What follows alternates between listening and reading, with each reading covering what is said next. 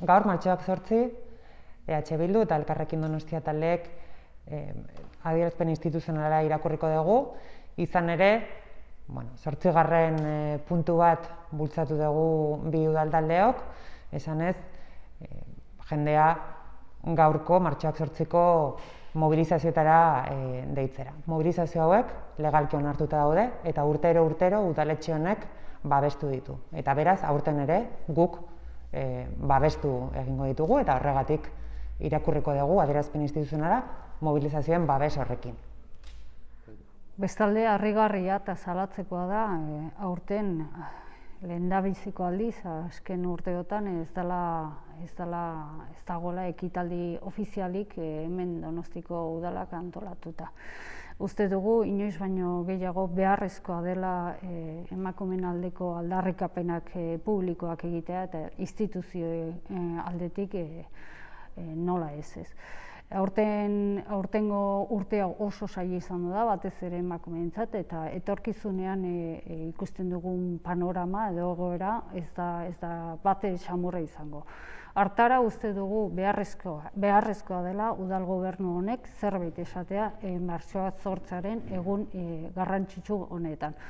Hitzetik haratago ere ekintzetara joatea eta bultzatzea eskatzen dugu udal gobernuari eta isilikan ez egotea halako egun batean. Lehenengo puntua, gizartean zaintza antolatzeko ereduari buruzko eztabaida bultzatzea, bizitza erdigunean jartzean oinarritzen den ikuspuntu feminista batetik abiatuta. Zaintzaren erantzunkidetasun sozial eta komunitariorako bidea. Bigarren puntua, analizia egitea genero ikuspegitik kolektibo zaurgarrien egoerari eta beharrei buruz. Baita COVID-19aren ondorioei buruz ere, eta horiei aurre egiteko premiazko neurriak martxan jartzea. 3. Konponbide bideragarriak aztertzea eta ezartzea, adingabekoen eta mendekotasuna dutenen zaintzei laguntzeko tokiko zerbitzuentzat. Zaintza baldintzak duin eta bidezkoetan egin dadin salatuz edo eta erraztuz. Bai ematen duenarentzat, bai jasotzen duenarentzat ere. 4. Udalen berdintasun plangintzetan espresuki azpimarratzea emakumeen ahalduntzea, zaintzaren balioa eta hari dagokionez gizonezkoak duten erantzunkizuna.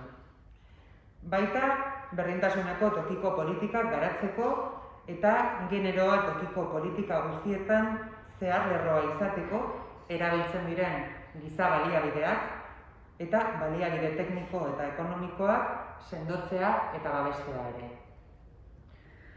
5. puntua. Hainbat sektoretako zaintzaileen arteko topagunetarako espazioak sustatzea eta edo babestea. 6. puntua. Etxeko langileek gure lurraldean duten egoera aztertzea eta haien lan eta bizi baldintzak hobetzeko programa integralak abian jartzea. 7. puntua.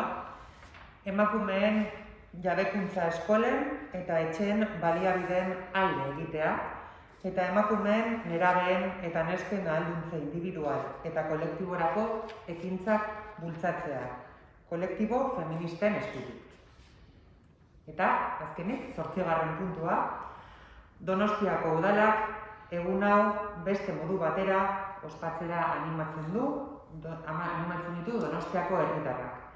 COVID-19 pandemiatik eratorritako osasun neurriekin bateragarri eginez eta martxoaren 8 dela eta elkarte feministek antolatzen dituzten ekitaldi, programa eta mobilizazioekin bat eginez.